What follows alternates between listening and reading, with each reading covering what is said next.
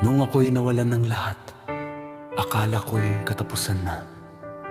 Ang dating puno ng pangarap, biglang naging puno ng luha. Ngunit sa gitna ng pagkatalo, natutunan kong ang Diyos ay hindi nawawalan ng paraan. Kapag ang tao ay kapos, ang Diyos ay sapat. Kapag ang tao ay walang mahawakan, ang Diyos ang humahawak. At sa bawat pagsubok, pinatunayan niya ang kanyang pangalan. Ang Panginoon ang magbibigay. Ang Diyos na naglalaan nang mawalang lahat sa aking kamay. Ako'y nanghina at halos bumigay. Mga pangarap ko'y tila naglaho, at ang kinabukas ay hindi ko matanaw. Sa gitna ng takot at pagluha, lumuhod akong dala ang problema. Sinabi ko, Panginoong iyon ang laban, at sa iyo ko'y nilagak ang lahat. kahit kapos, kahit mahirap, ikaw pa rin ang aking sandigan. Hindi sa pera ang pag-asa ko, kundi sa iyong walang hanggang pangako. Ang Panginoon ang magbibigay, ikaw ang naglaan. Sa gitna ng unos, ikaw ang sandigan.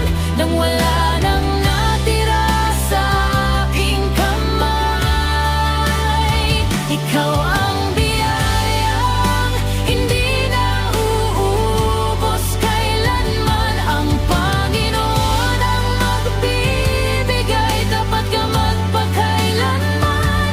Hindi mo ako iniwan sa kahinaan, at lahat ng mayroon ako ngayon ay patunay ng iyong kabutihan.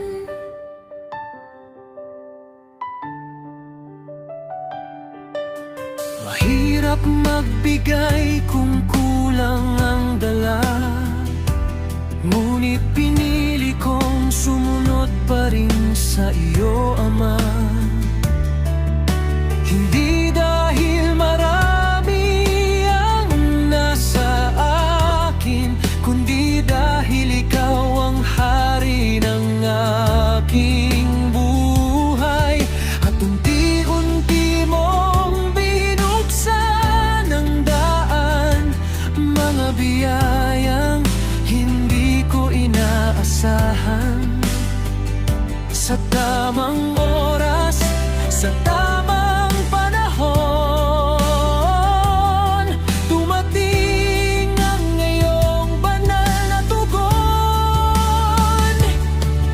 Tinuruan mo akong magtiwala, kahit hindi ko makita ang bukas.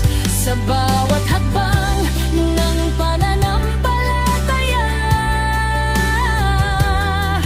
nadama ko ang iyong pagkalinga. Ang Panginoon ang magbibigay, ikaw ang naglaan. Sa gitna ng unos, ikaw ang sandigan. Nang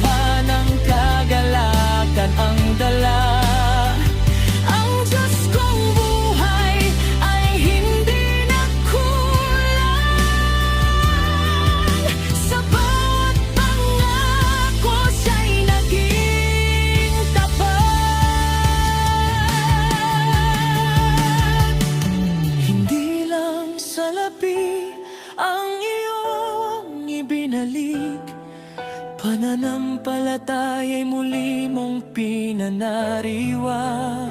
At bawat biyayang aking natanggap ay para sa iyong pangalan lamang. Ang Panginoon ang magbibigay, ikaw ang naglaan. Ikaw ang Diyos ng aking kaligtasan. Mula sa kawalan hanggang sa tagumpay, ikaw lamang ang dahilan. Ang Panginoon ang magbibigay sa iyong papuri, sa iyong karangalan at luwalhati. Ang lahat ng mayroon ako ngayon ay mula sa iyong pag-ibig. Sa Panginoon matatagpuan ang tunay na kasaganaan. Hindi sa kayamanan ng mundo, kundi sa presensya ng Diyos. Jehovah Jireh, ikaw ang naglaan.